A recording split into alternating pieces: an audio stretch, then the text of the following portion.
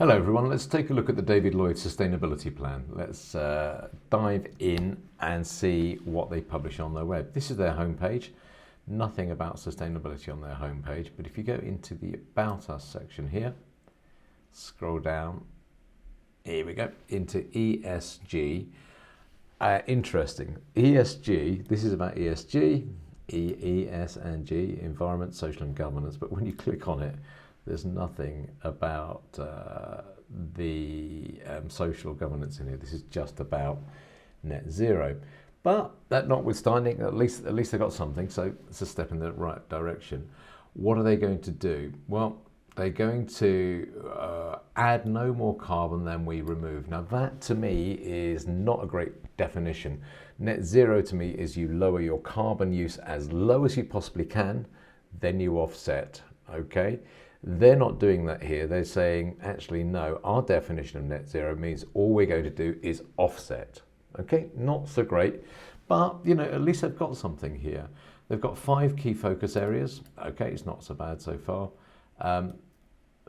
When you read down them though, look, reduce the water, or water adds virtually nothing to carbon. It's tiny, tiny, tiny. Energy consumption, yeah, okay, I'll buy that. Generate our own renewable energy on site. Well, when you look down a bit later, where is it? The Luton Club here is the only one of the clubs. They've got like 130 and they've done 1 out of 130. So yeah, could do better, but at least it's a step in the right direction.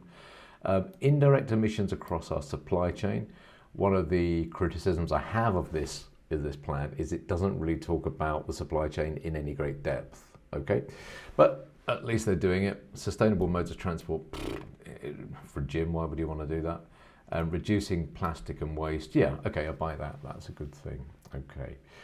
So they put a lot of energy efficiency measures down here, but when you take a closer look at them, they don't really sort of have as much weight on water as they could do. This one here is interesting. I would have said, they say they're going to be putting energy efficiency technology into the clubs. I'm a member of David Lloyd. I go there relatively frequently. I would have said that the biggest issue that they've got in terms of the energy consumption is going to be the pool and the wet area. So, you know, the jacuzzi, the sauna, etc. Interestingly, these aren't mentioned here. And with pool, if you've got a pool and sauna, you can put in things like, you know, humidifiers, heat reclamation, heat pumps and stuff like that. They don't mention that here, which I'm quite surprised about. They're talking really about LEDs. Heating and cooling might come under that, I suspect, but I would like to have seen more mention about what they're doing in the wet areas. And this brings me on to my major criticism of this. There's not a lot of detail. Okay, so for the detail aspect of it, I'm going to score them, what I'm looking at my notes here, 2 out of 5 on detail. The method, how they're going to go about getting to net zero, etc., is interesting. You won't find it here, which is where you might expect it, which is where we looked before, being, you get this page. If you go into the blog, you do get a message from the CEO, which I can't find now, and the CEO takes you to a different page, and I've got that page sort of linked up here, which is their ESG report. Again, it's not really an ESG chapter, there's no social, there's no governance, but it does talk about environmental. And down here, this is a different set of initiatives. So they've got 2 conflicting things, but you know, it's not bad. There's not a lot. It's what we saw earlier, 130 sites, they've done 1 of them. Okay, could do better. But there's not a lot of detail here. So in terms of what they're doing, they talk about the scope 1, scope 2, scope 3, but the actual initiatives up here, energy and water efficient measures, club new build, low build carbon emissions, increase our on-site renew. It's good stuff. But my biggest note here is there's no S and G, okay, but there's no real guts to this plan, okay. It's a list of initiatives that could apply to virtually any gym, anywhere. It doesn't really talk about what David Lloyd are doing. So for the method, I've scored them 2 out of 5 on the method, because I think that they're just listing these things down, and it doesn't seem to be any sort of guts to it. And to score higher on the method, I think there needs to be more guts in there. In terms of the plan itself, what they're planning to do, it's not bad. It's not bad. You know, I scored them 3 out of 5 on the plan. It doesn't talk about, what I would like to have seen in the plan is some comments about rewilding. You know, when they take a site, the ones that I know tend to be kind of brownfield sites, industrial areas, etc., that they sort of build their gyms on. It'd be nice to say, well, look, you know, we lost this wildlife and this habitat, we're doing this instead.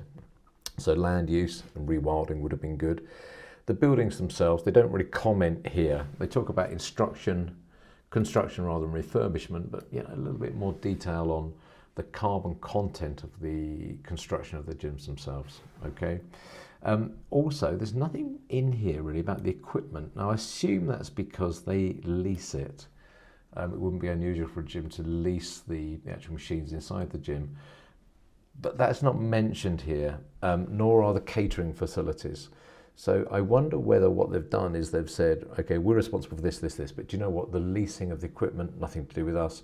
Catering equipment, nothing to do with us. It would be nice to see those included in the comments they're making about their sort of carbon footprint here. On the flip side, you know, when you've got a gym, you get healthier people generally.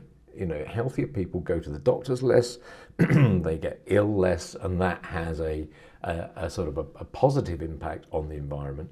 And it's incredibly hard to quantify, but a line in here about the actual benefit, the reduction of carbon footprint by people not going to hospitals and doctors would have been good to see in here. But overall, you know, the effort here, I've scored them 3.5 out of 5 on the effort. And, you know, final note really on transparency, there's not a lot of information in here.